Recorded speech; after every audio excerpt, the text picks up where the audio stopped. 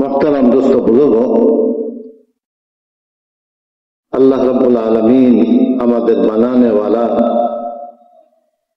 তিনি চাইছেন তো আমরা দুনিয়াতে আসছি। মায়ের পেটে 3 অন্ধকারে তিনি আমাদেরকে পয়দা করছেন। ইয়াখলুকুকুম ফি বুতুনি উম্মাহাতিকুম খালকাম মিন বাদি খালকিন ফি যুলুমাতিন সালাস। আল্লাহ তাআলা 3 অন্ধকারের ভিতরে মায়ের পেটে আমাদেরকে তৈরি করছেন। তার এরাদাই হলো ওজুদ, বান্দার এরাদা হলো তলব। বান্দা কি করে? তলব করে, চায়। আর আল্লাহ তাআলা চাইলেই অস্তিত্ব লাভ করে ফেলে। 7 আসমান তার এরাদায় অস্তিত্ব লাভ করছে, 7 জমিন তার এরাদায় অস্তিত্ব লাভ করছে। মানব জাতির অস্তিত্ব আল্লাহ তাআলার এরাদার উপর। হায়াত, প্রত্যেকের হায়াত আলাদা। প্রত্যেক ব্যক্তির জন্য আল্লাহ তাআলার আলাদা একটা এরাদা আছে। প্রত্যেক ব্যক্তির জন্য, প্রত্যেক প্রাণীর জন্য। যেরকম তিনি সবাইকে আলাদাভাবে পয়দা করছেন, ঠিক প্রত্যেকের হায়াতও আলাদাভাবে ঠিক করেছেন। কারো 1 ঘন্টা আগে, কারো 1 ঘন্টা পিছে, কারো 1 মিনিট আগে, কারো 1 মিনিট পিছে, কারো এক জায়গায়, কারো অন্য জায়গায়, সব ঠিক করা আছে। একটু ব্যস্তম হবে না। দুনিয়ার মেশিন ভুল করে, বলে মেশিন ব্যবহার করে তো হঠাৎ করে মেশিন আর কাজ করে না, ভুল করে, আটকা পড়ে। রব্বুল আলামিন যে তরতিব কায়েম করে দিয়েছেন, এর মধ্যে কোনো ব্যস্তম হয় না, কোনো ব্যস্তম হয় না। মোহতারাম দোস্ত বুজুর্গ, আমাদেরকে যে আল্লাহ তাআলা এই হায়াত দিলেন, আমাদেরকে সুন্দরভাবে আল্লাহ তাআলা বানাইলেন। কোন মাখলুকের শেকেল সুরত মানুষের মতো আর সুন্দর না। লাকাদ খালাকনাল ইনসানা ফি আহসানি তাকওয়িম। উত্তম সুরতে আল্লাহ তাআলা মানুষকে বানাইছে, উত্তম সুরত। এবং আল্লাহ তাআলা খলিফা হিসেবে ঘোষণা করছেন, وَإِذْ قَالَ رَبُّكَ لِلْمَلَائِكَةِ إِنِّي جَاعِلٌ فِي الْأَرْضِ خَلِيفَةً। আপনার রব যখন ফেরেশতাদেরকে বললেন যে আমি জমিনে আমি খলিফা পাঠাবো, খলিফা। তো খলিফা আল্লাহর প্রতিনিধি, মানুষকে আল্লাহ তাআলা তার প্রতিনিধি হিসেবে ঘোষণা করছেন। আল্লাহ তাআলা প্রতিনিধিত্ব করবে মানুষ দুনিয়াতে, সমস্ত মাখলুকের উপর তাদের প্রাধান্য।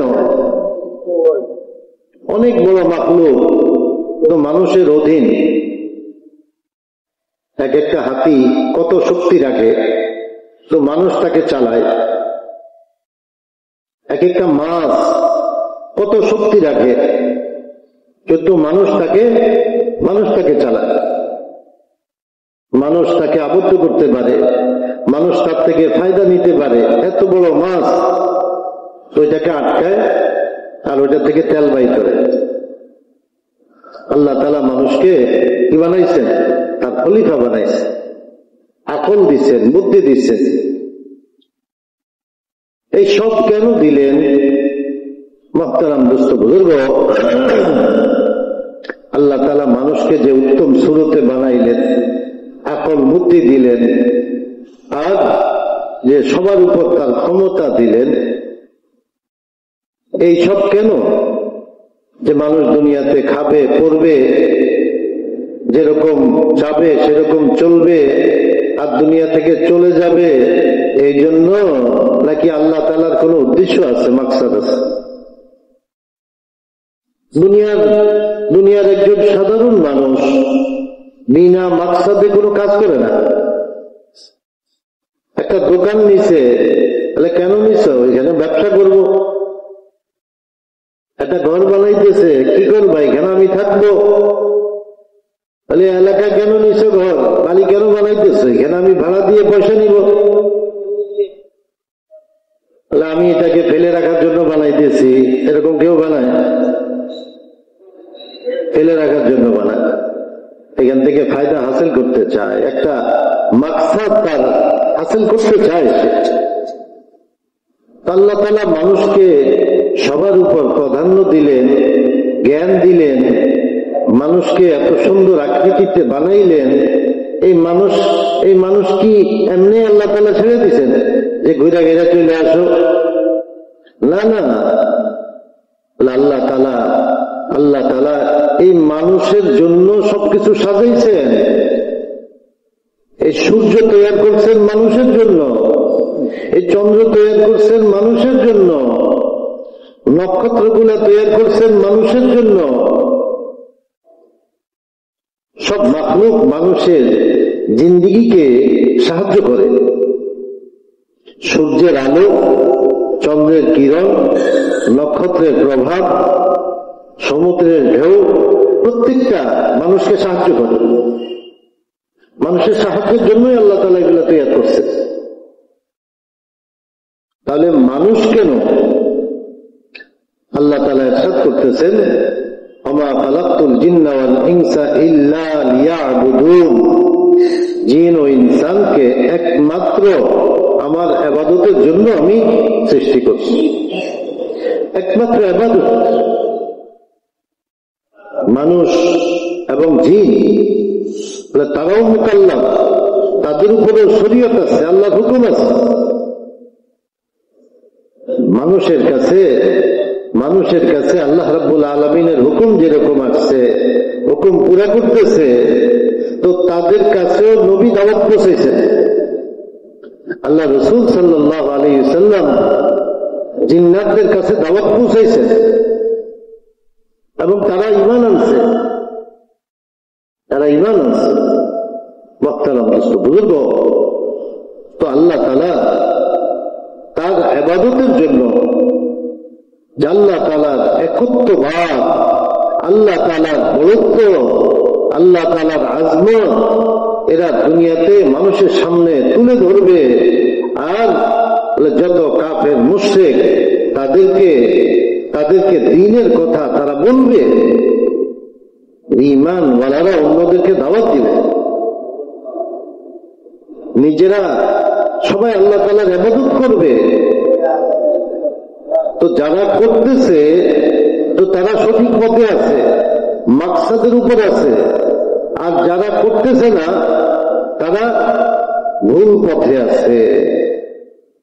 যারা আল্লাহ তাআলার ইবাদত করবে, এক আল্লাহকে মানবে, আল্লাহ তাআলার ইবাদত করবে, বলে তাদের জন্য জান্নাতের সুসংবাদ দেওয়া হয়েছে। এমন জান্নাতিন তাজরি মিন তাহতিহাল আনহার, এবং জান্নাত যার তলদেশে কি নহর প্রবাহিত। ওই জান্নাত কোথায়? জান্নাত হলো আসমানের উপরে। জান্নাত আসমানের উপরে। জান্নাতুল ফেরদাউস আল্লাহ তাআলার আরশের নিচে হবে। আল্লাহ রাসূল সাল্লাল্লাহু আলাইহি ওয়াসাল্লাম ইরশাদ করেছেন, তোমরা যখন আল্লাহর কাছে জান্নাত চাও, তো জান্নাতুল ফেরদাউসের জন্য দরখাস্ত করো। এটা হলো আল্লাহ তাআলার সবচেয়ে নিকটতম জান্নাত। হযরত আসিয়া আলাইহিস সালাম যখন ফেরাউন তাকে কষ্ট দিতেছিল, হাতে পায়ে পেরাক মারতেছিল, ও কিরকম কষ্ট, তখন আল্লাহর কাছে দোয়া করতেছিলেন, রব্বি ইবনি লি ইনদাকা বাইতান ফিল জান্নাহ, রব্বি ইবনি লি ইনদাকা বাইতান ফিল জান্নাহ। আয় আল্লাহ, আপনার নিকটে জান্নাতে আমার জন্য একটা বালাখানা আপনি তৈরি করেন, আপনার নিকটে। ওয়ানাজ্জিনি মিন ফিরআউন ওয়া আমালি, ফেরাউন এবং ফেরাউনের এই অত্যাচার জুলুম থেকে আমাকে মুক্ত করেন, এবং এই জালেম কওমের হাত থেকে আমাকে মুক্ত করেন। আল্লাহর কাছে ওই মুহূর্তে দোয়া করছে, আল্লাহ তাআলা দোয়া কবুল করছে। মুহতারাম দোস্ত বুজুর্গ, তো যে আল্লাহ তাআলার ইবাদত করবে তো তার জন্য সুসংবাদ, ইন্নাল্লাযীনা আমানু ওয়া আমিলুস সালিহাত কানাত লাহুম জান্নাতুল ফিরদাউসি নুজুলা। বলে যারা ঈমান আনলো আর নেক আমল করলো তাদের মেহমানদারি হবে জান্নাতুল ফিরদাউসের মতো।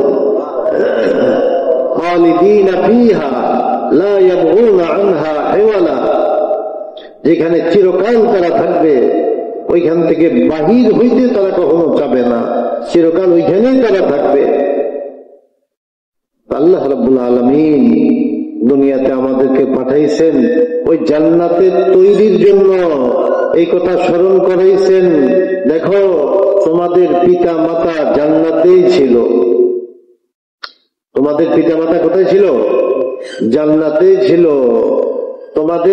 তোমাদের আসল বাড়ি কিন্তু জান্নাতে, তোমাদের আসল বাড়ি জান্নাতে। আল্লাহ তাআলার হিকমত, আল্লাহ তাআলা আমলের জন্য দুনিয়াতে পাঠাইছে। এখন আল্লাহ তাআলা যাচাই করে নিবেন, সবাইকে নিবেন না, যাচাই করবেন। কুলনা হাবিতু মিনহা জামিয়া ফাইম্মা ইয়াতিয়ান্নাকুম মিন্নি হুদা ফামান তাবিআ হুদায়া ফালা খাউফুন আলাইহিম ওয়ালা হুম ইয়াহজানুন। আল্লাহ তাআলা হযরত আদম আলাইহিস সালাম, হযরত হাওয়া আলাইহিস সালামকে দুনিয়াতে পাঠাইছেন, হেদায়েত দিয়েছেন যে যান আপনারা উভয় দুনিয়াতে যান, আপনাদের কাছে আমার পক্ষ থেকে হেদায়েত আসবে। যে ব্যক্তি হেদায়েতের অনুকরণ করবে, ওই মোতাবেক জীবন যাপন করবে, ফালা খাউফুন আলাইহিম ওয়ালা হুম ইয়াহজানুন, তাদের কোনো ভয় নেই, তাদের কোনো পেরেশানি নেই। তারা আবার কোথায় চলে যাবে? আবার আপন জায়গায় ফিরে যাবে, ওই জান্নাতে তারা আবার ফিরে যাবে। কত দূর এই দুনিয়া থেকে, কত দূর, কত দূর? দুনিয়ার মানুষ তো প্রথম আসমানের দূরত্ব কত, এটাও আজ পর্যন্ত বাইর করতে পারতেছে না। এক একটা গ্রহের কথা বলতেছে, এত আলোকবর্ষ দূরে, এত আলোকবর্ষ দূরে বলতেছে এক একটা গ্রহ। তো প্রথম আসমানের দূরত্ব যদি এত হয়, দ্বিতীয় আসমান, তৃতীয় আসমান, সপ্তম আসমান পর্যন্ত, এরপরে জান্নাত, তাহলে কত বিলিয়ন আলোকবর্ষ দূর হইতে পারে। যারা জান্নাতি হবে আল্লাহ তাআলা তাদেরকে পৌঁছায় দিবেন। আল্লাহ তাআলার এরাদা হইলেই পৌঁছে যাবে, পৌঁছতে আর দেরি লাগবে না, পৌঁছতে দেরি লাগবে না। এইখান থেকে একবারে পৃথিবীর শেষ প্রান্তে হনুলুলুতে আপনি কথা বলবেন, পৌঁছতে কতক্ষণ লাগে? কথা বুঝতে কতক্ষণ লাগে? হ্যাঁ, ওইখানে আপনার ছেলে আছে, জিজ্ঞেস করতেছেন বাবা তুমি কেমন আছো, সাথে সাথে ছেলে বলতেছে আমি ভালো আছি, তাহলে কতক্ষণ লাগছে? পৃথিবীর শেষ প্রান্তে মুহূর্তের মধ্যে কথা পৌঁছে যেতেছে। বুঝলো রব্বুল আলামিন বড় কুদরতওয়ালা, তিনি এগুলা দুনিয়াতে দেখাইতেছেন। ওই যে আখিরাতের সুসংবাদ গুলা দেওয়া হয়েছে, আখিরাতের আযাবের কথা বলা হয়েছে, বলে এগুলা যে বাস্তবায়িত হবে তার প্রমাণগুলো আল্লাহ তাআলা দুনিয়াতে দেখাই দিতেছে, যে মুহূর্তের মধ্যে বাস্তবায়িত হয়ে যাবে। আল্লাহ তাআলা যেটা চাবেন সেটা হইতে দেরি হবে না। যত বিলিয়ন আলোকবর্ষ দূর হোক, মুহূর্তের মধ্যে একজন জান্নাতি এখানে চলে যাবে। এই জন্য তাকে দুনিয়াতে প্রথম যেটা রাস্তা ঠিক করতে হবে সেটা হলো তাওহীদের রাস্তা তাকে ধরতে হবে। একত্ববাদ, ঈমান, এক আল্লাহর প্রতি ঈমান, ওয়াহদাহু লা শারীকা লাহু, যিনি এক অদ্বিতীয়, যার কোনো শরীক নেই, যার কোনো নজির নেই, যার কোনো মেসাল নেই, তিনি হলেন একচ্ছত্র মালিক, 7 আসমান 7 জমিনের একমাত্র মালিক তিনি। তিনি যতদিন চাবেন আপন জায়গায় এগুলা চলতে থাকবে, কাজ করতে থাকবে, ব্যবহার হইতে থাকবে। আর যেদিন তিনি খতম করতে চাবেন তো সেই দিনে বিশাল আসমান, এই বিশাল আসমান টুকরা টুকরা হয়ে যাবে। এই বিশাল আসমান টুকরা টুকরা হয়ে যাবে, এই জমিন টুকরা টুকরা হয়ে যাবে, ধূলিকণার মতো উঠতে থাকবে। বড় বড় বিল্ডিং ধূলিকণার মতো উড়বে, বড় বড় পাহাড় ধূলিকণার মতো উড়বে, রুইয়ের মতো উড়বে। যেদিন তিনি খতম করতে যাবেন সেই দিন আর কেউ নিজেকে বাঁচাইতে পারবে না। এই জন্য আল্লাহ রাব্বুল আলামিন রাসূলুল্লাহ সাল্লাল্লাহু আলাইহি ওয়াসাল্লামকে ডাক দিতেছেন, ইয়া আইয়ুহাল মুদাসসির, হে কামলিওয়ালা নবী আপনি উঠেন। আল্লাহ রাসূল সাল্লাল্লাহু আলাইহি ওয়াসাল্লামের উপর ওহী আসছিল, জিবরিল আলাইহিস সালামকে দেখছেন আসমান জমিন ব্যাপী। হযরত জিবরিল আলাইহিস সালামের আকৃতি দেখে দিলের মধ্যে একটা ভয়ভীতি পয়দা হচ্ছে। কি দেখলাম, হঠাৎ জিন্দেগিতে প্রথম শরীর কাঁপতেছে, ঘরে আসছেন, বলতেছেন আমাকে কম্বল দিয়ে গায়ে দাও। বুঝলো হাবিব সাল্লাল্লাহু আলাইহি সাল্লামের এই কথাটা আল্লাহ তাআলার কাছে বড় পছন্দনীয় হয়েছে, বড় পছন্দের কথা। ডাক দিতেছেন, হে কম্বল জড়ানো নবী উঠেন। কি মহব্বতের কথা, কি মহব্বতের কথা। ইয়া আইয়ুহাল মুদাসসির উঠেন, ফাআনজির, আপনার উম্মতকে আমার আযাবের ভয় দেখান, মানব জাতিকে আমার আযাবের ভয় দেখান। ওয়া রাব্বাকা ফাকাব্বির, আপনার রবের বরত্ব তাদের সামনে বয়ান করে, রবের বরত্ব বয়ান করে, রবের আজমত তাদের দিলের মধ্যে পয়দা হয়, রবের বরত্ব তাদের দিলের মধ্যে পয়দা হয়, ওই রবকে তারা মাননেওয়ালা হয়। এই জন্য আপনি তাদের কাছে যান আর তাদের কাছে আমার বরত্ব বয়ান করে। তখনও 5 ওয়াক্ত নামাজের হুকুম আসে নাই, রোজার হুকুম আসে নাই, হজের হুকুম আসে নাই, যাকাতের হুকুম আসে নাই। এই হুকুম আসলো আপনি উঠেন। 5 ওয়াক্ত নামাজের হুকুম আসে নাই। কি হুকুম আসছে? উঠেন, মানুষকে আমার আযাবের ভয় দেখান। আমার আযাব বড় কঠিন। আল্লাহ তাআলা যেখানে বলতেছেন কঠিন, সেটা কিরকম কঠিন হইতে পারে? দুনিয়ার কোন বাদশাহ যদি বলে আমি কঠিন আযাব দিব, কিরকম সে আযাব দেয়, কিরকম সে শাস্তি দেয়? যেখানে আল্লাহ তাআলা কঠিন আযাবের ভয় দেখাইতেছে, ভয় দেখান মানুষকে, ভয় দেখা। জাহান্নাম বলে জাহান্নামের আগুন তো এমন জ্বলতে জ্বলতে কালো হয়ে গেছে। দুনিয়ার আগুন জাহান্নামের আগুন থেকে আল্লাহর কাছে পানা চায়। দুনিয়ার আগুন, ওই আগুন থেকে আল্লাহর কাছে পানা চায়। যে আগুন গায়ে লাগবে তো সাথে সাথে কলিজাকে পুড়ে দিবে। কঠিন আযাব। শরীরটা এরকম ছোট শরীর হবে না, ওই আযাব দেওয়ার মতো শরীর হবে, বিশাল শরীর। আর ওই শরীরের উপর আঘাত, ফেরেশতাদের আঘাত, আর জাহান্নামের আগুন। মুহতারাম বুজুর্গ, এই জন্য আল্লাহ রাসূল সাল্লাল্লাহু আলাইহি সাল্লাম পেরেশান হয়ে, অস্থির হয়ে মানুষের দ্বারে দ্বারে যাইতেছে। মানুষ যতই খারাপ ব্যবহার করতেছে, আল্লাহ রাসূল এতে কোনো মুতাআসসির হইতেছেন না, কোনো প্রভাবিত হইতেছেন না। যতই দুর্ব্যবহার করতেছে তাদেরকে বাঁচানোর জন্য তিনি চেষ্টা করে যেতেছেন। আর তিনি দেখছেন কি কঠিন আযাব জাহান্নাম। এই জন্য মানুষের ধারে ধারে গিয়ে আল্লাহ বরত্ব বয়ান করতেছে। রব্বাকা ফাকাব্বির, আপনার রবের বরত্ব বয়ান করে।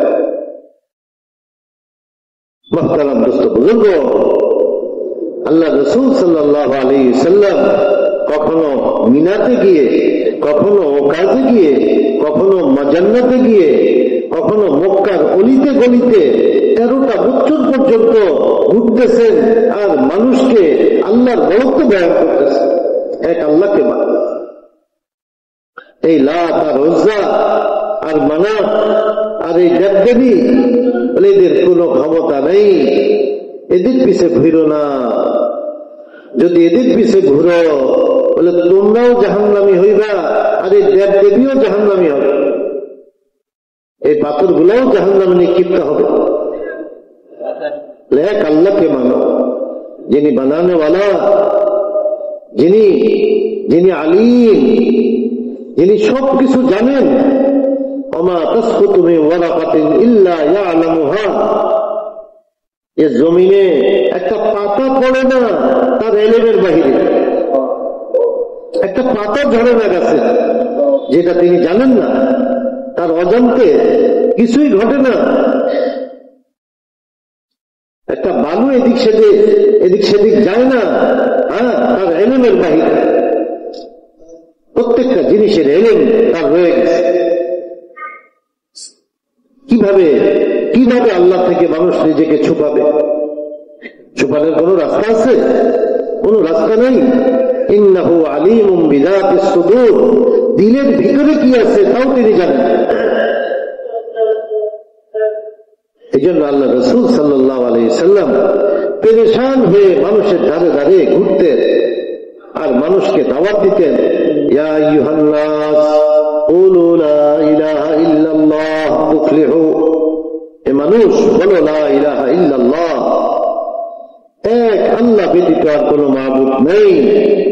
এই কথা স্বীকার করো, এই কথা কবুল করে নাও, তাহলে কামিয়াব হয়ে যাবে, সফলতা লাভ করবে। সফলতা কি?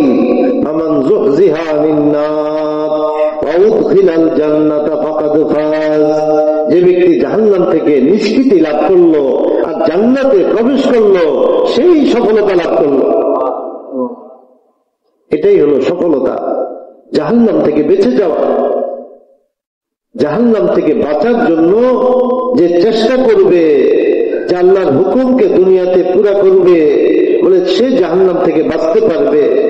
আল্লাহ তাআলা তার উপর রহম করবেন, তার উপর দয়া করবেন। তার এই চেষ্টা, তার এই মেহনত এবং তার দোয়া কান্নাকাটি, বলে এটাকে আল্লাহ তাআলা কদর করবেন, আল্লাহ তাআলা তাকে মাফ করবেন, আর আল্লাহ তাআলা তাকে ওই জাহান্নাম থেকে বাঁচাবেন। মুহতারাম দোস্ত বুজুর্গ, এই জন্য রাসূলুল্লাহ সাল্লাল্লাহু আলাইহি ওয়াসাল্লাম মানুষের দ্বারে দ্বারে গিয়ে মানুষকে দাওয়াত দিতেন। হযরত মুনীব আজমি রাদিয়াল্লাহু তাআলা আনহু বলেন,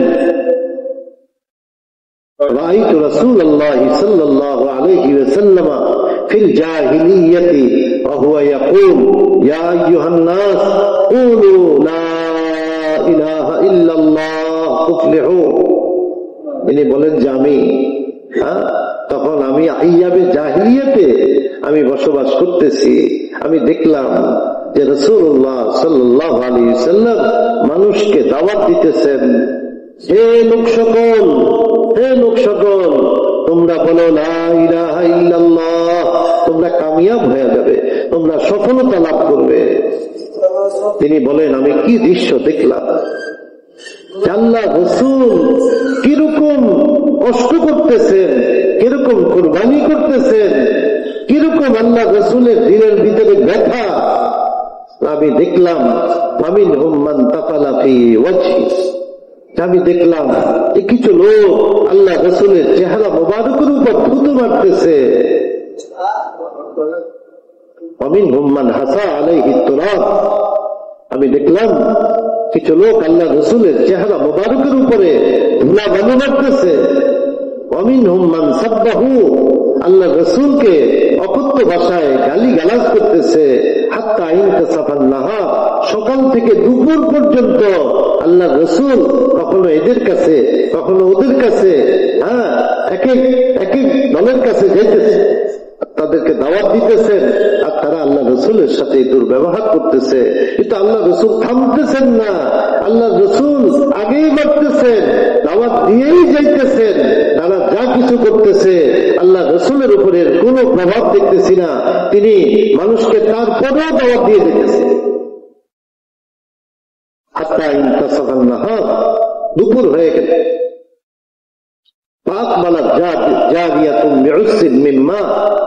আমি দেখলাম একটা মেয়ে একটা পাত্রে করে কিছু পানি নিয়ে আসে, আর আল্লাহ রসুল সাল্লাল্লাহু আলাইহি ওয়াসাল্লাম তিনি ওই পানি দিয়ে নিজের হাতকে পরিষ্কার করতেছেন, নিজের চেহারা মোবারক পরিষ্কার করতেছেন, থুতু আর ধুলা বালু চেহারা। যেই নবীর গায়ে মাছি বসা হারাম, মশা বসা হারাম আল্লাহ করে দিচ্ছেন, ওই নবীর গায়ে আজকে থুতু পড়তেছে, চেহারা মোবারকে থুতু পড়তেছে উম্মতকে বাঁচানোর জন্য। মেয়েটা কাঁদতেছে বাবার এই অবস্থা দেখে। আল্লাহ রাসূল তাকে সান্ত্বনা দিতেছে, ইয়া বুনাইয়া লা তাখশাই আলা আবিকি যিলাতান ওয়ালা যিল্লা, এ আমার বেটি, তুমি ভয় করো না, তোমার পিতাকে তারা হালাক করতে পারবে না, তোমার পিতাকে তারা ধ্বংস করতে পারবে না, তোমার পিতাকে লাঞ্ছিত করতে পারবে না, তুমি ভয় করো না। হযরত ফাতিমা রাদিয়াল্লাহু তাআলা আনহাকে লক্ষ্য করে আল্লাহ রাসূল সাল্লাল্লাহু আলাইহি ওয়াসাল্লাম বলতেছিলেন, ইয়া ফাতিমা লা তাবকি ইয়া ফাতিমা, এ ফাতিমা কেঁদো না তুমি, ফাইন্নাল্লাহা ক্বাদ বা'আসা আবাকি বিআমরিন লা ইয়াবকা আলা যাহরিল আরদি বাইতু মাদারিন ওয়ালা ওয়াবারিন ওয়ালা শারিন ইল্লা আদখালাহু আল্লাহু ফি ইজ্জান আও যুল্লা। ফাতিমা তুমি কেঁদো না, তোমার পিতাকে আল্লাহ তাআলা এক দায়িত্ব দিয়ে দুনিয়াতে পাঠাইছে, এক বড় জিম্মাদারি দিয়ে, এক বড় দায়িত্ব দিয়ে পাঠাইছেন। আজকে যে সে দায়িত্ব পালন করতে গিয়ে আল্লাহ রাসূলের গায়ের রং পরিবর্তন হয়ে গেছে, আজকে সে দায়িত্ব পালন করতে গিয়ে আল্লাহ রাসূলের কাপড়গুলা পুরাতন হয়ে গেছে, যে অবস্থা দেখে হযরত ফাতিমা রাদিয়াল্লাহু তাআলা আনহা কাঁদতেছে। কেঁদো না ফাতিমা, তোমার পিতাকে আল্লাহ তাআলা এক দায়িত্ব দিয়ে, সেই নবুয়তের দায়িত্ব, রিসালাতের দায়িত্ব, আল্লাহ তাআলার পয়গামের দায়িত্ব দিয়ে পাঠাইছেন। শোনো, একদিন এমন আসবে যে দুনিয়ার কোন কাঁচা ঘর আর পাকা ঘর এমন থাকবে না যেখানে এই দিন পুষবে না, এই কালেমা পুষবে না। এমন সময় আল্লাহ রাসূল বলতেছেন, যখন সবাই ধাক্কা দিতেছে, যখন সবাই বাধা দিতেছে, যখন সবাই বেইজ্জত করতেছে, যখন মানুষ নবীজিকে বাহির করে দিতেছে, আর আল্লাহ রাসূল ওই সময়ে সুসংবাদ দিতেছে। নবীদের সুসংবাদ গুলা এরকমই হয়, হালাত উল্টা, পক্ষে না বিপক্ষে, মুআফিক না, সব মুখালেফ। আর ওই সময় নবীরা কি করেন? সুসংবাদ দেন।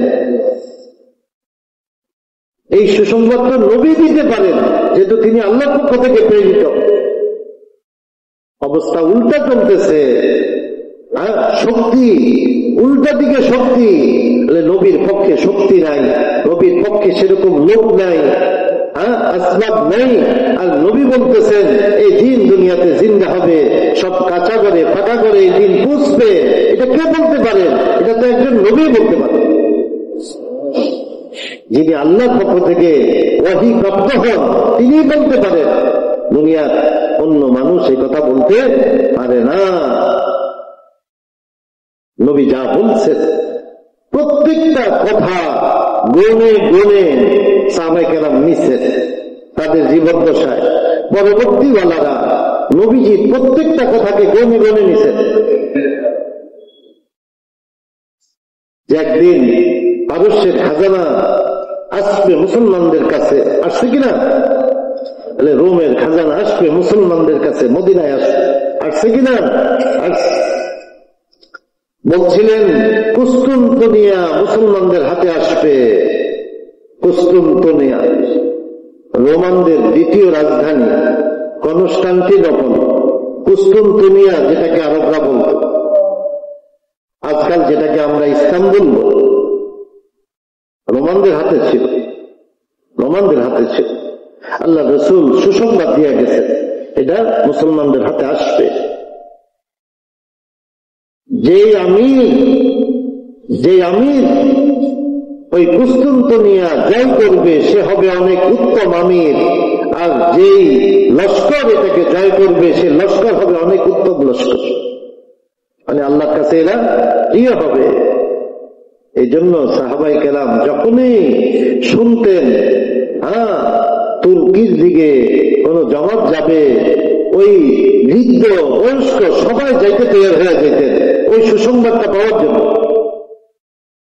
ওই সুসংবাদটা পাওয়ার জন্য